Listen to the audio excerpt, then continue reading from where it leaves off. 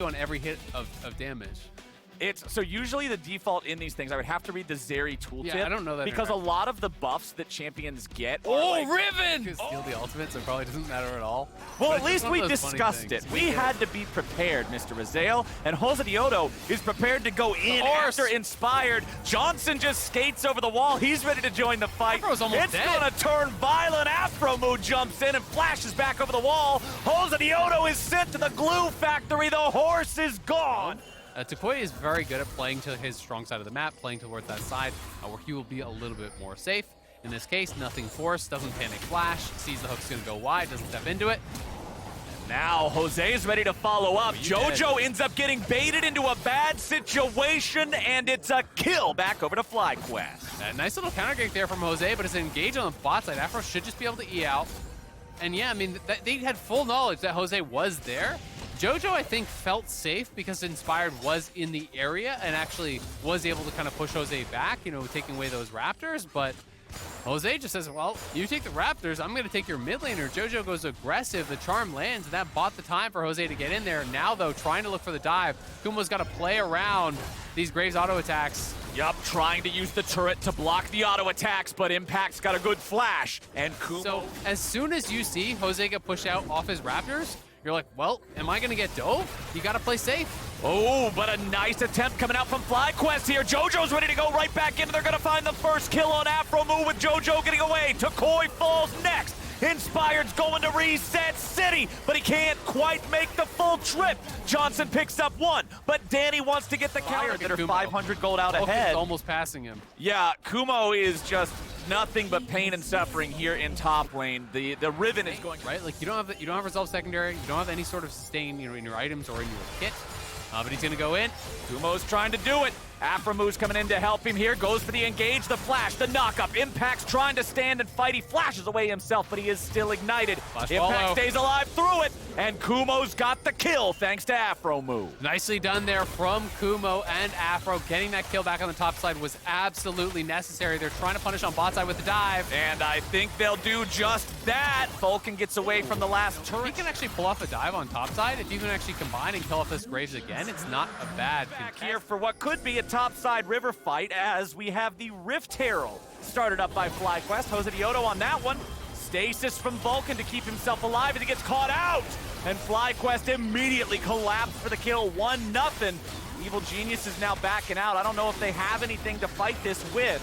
Jojo's level 11 here with a potential Soul and Silas ulti. Maybe they have a move. But nope, they're not going to go in after that, or are they? It's Afromoo dying first as Jojo gets himself away, and Evil Geniuses have already found two. Inspired keeps on chasing, looking for the stun and the damage. There's number 3. Look over at Impact. He's got the ingredients for his next lethality item, just needs to combine them. And he's got tower. Yep, there. Hey, there's your combined money. I think that it's going to be 400 gold, Mr. Flowers. It's like 14, and then some change. And with the change, it's 400 gold for a tier. Is it 400 gold instead of 350? All right, I screwed it up. It is. That's my bad. Okay, so yeah, it's like 12 then. Yeah, I tried my best. I thought I was being cool with math. That's what happens when you do math on broadcast. Yeah, it's okay. Committed the deadly sin. I'm just going to leave it up to Freak from now on. He's the one who knows how to do that, not me. I'm going to say Scorpion stuff. As Jojo going after Takoi. We got a battle of the Ahri ultis, and it's Takoi saying he's got the real deal. Jojo's got to get back over the wall. Tries to re-engage there. If that stun would have hit with a Kingmaker follow-up, now Jojo's going to die. The collapse is... I don't think he's got a whole thing he can do at all. Dredgeline! Not quite going to hit him there. Nice sidestep from Kumo to make sure he doesn't get hit. Tough to come back from. Kumo, though, should at least get this tower, so it's going to be some more gold in his pockets. And that gold lead will be closing quite a lot off the back of this. So, you know, down under 1,000 gold. You know, everyone else on EG is going to be fairly kind of tanky, fairly difficult to actually knock down. And Danny is going to be very, very evasive. They knock down. What's it going to be? Drake's already been started. Inspired's not worried about it. Diego has plenty of sustain. The Drake is already secured by EG. Afromoo coming around from the side, and Kumo's already down. Jojo bought time, and the Stasis is going to make sure this fight does not stop going EG's way. Jojo with a second Stasis afterwards, and EG gets... Yep. When you're looking at things like this, I mean, you're going to get 1,500 from Baron, so there's your gold lead at 7,500. Half his health bar before the Riven even makes it into the main melee, and that's why Kumo evaporated, right? Yeah. Like, there's not a lot you can do against a Graves that's this fed, and now Evil Geniuses is looking to probably just end our game before 30 minutes. They've got the Baroned up wave crashing into the top lane inhibitor turret. cannon minions, 2 of them. Putting the damage into that one, even if nobody else can get close. Inspired bringing up the wave in mid to create the second point of pressure. Tier 3 turret dies in top, and the Engage is immediately there to follow up, but it is going to be Vulcan who dies first, traded away for Afro move. Both supports are off the table. FlyQuest will continue the defense now as EG tries to back away. Danny calls back the feathers.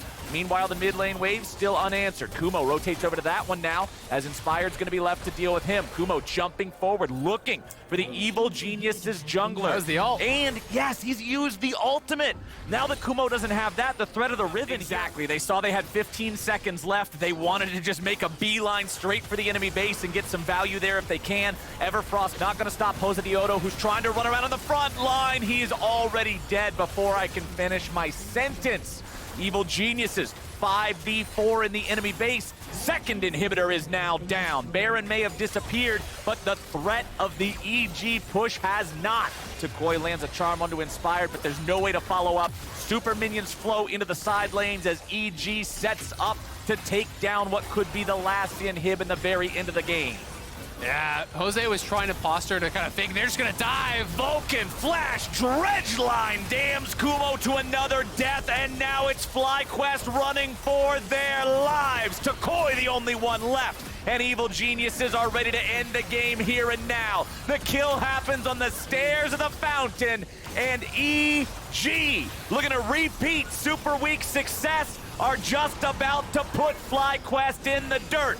Josedioto buys a little bit of time, but oh man, there ain't anything else to find. He might just die to the minions. He'll walk through the base gate and head out into the wild blue yonder as EG heads straight for the Nexus and a win against FlyQuest. This is a huge win for EG, going up against one of their close opponents in the stand.